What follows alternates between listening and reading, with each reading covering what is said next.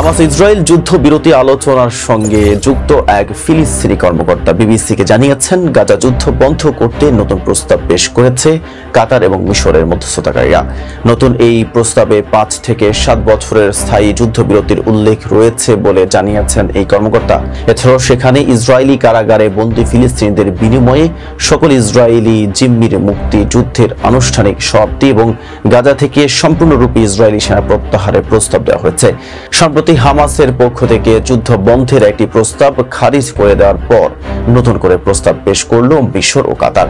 এই প্রস্তাবের বিষয়ে আলোচনা করতে হামাসের একজন ঊর্ধ্বতন নেতা কায়রোতে গিয়েছেন বলে জানিয়েছেন এই কর্মকর্তা।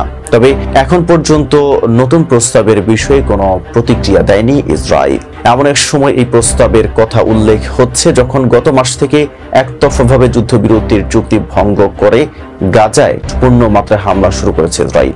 যদিও উভয় পক্ষই একে অন্যকে দায়ী করছে, তবে বাস্তবতা হচ্ছে গত 18 মার্চ পুনরায় ইসরায়েলে হামলা শুরুর পর নতুন করে প্রায় 2000 ফিলিস্তিনি নিহত হয়েছে।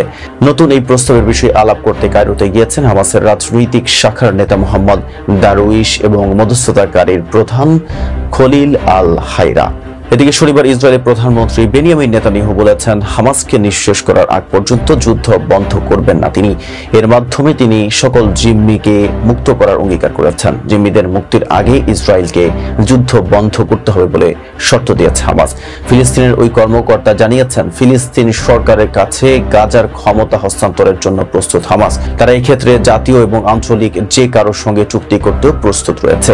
ওই কর্মকর্তা বলেছেন, পশ্চিম তীরের প্যালেস্টাইনিয়ান অথরিটি অথবা অন্য কোনো নতুন কর্তৃপক্ষের কাছে তারা ক্ষমতা হস্তান্তর করবে।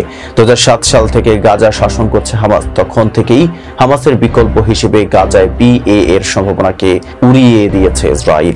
গাজার স্বাস্থ্য মন্ত্রণালয়ের বরাতে তুর্কি বার্তা সংস্থা আনাদোলু জানিয়েছে, গাজা উপত্যকায় গত 24 ঘন্টায় ইসরায়েলি হামলায় কমপক্ষে আরো 39 ফিলিস্তিনি নিহত হয়েছেন, যার ফলে 2023 সালের অক্টোবর থেকে ইসরায়েলের গণহত্যামূলক আগ্রাসনে ভূখণ্ডটিতে মোট মৃত্যুর সংখ্যা বেড়ে 51,240 জনে পৌঁছেছে।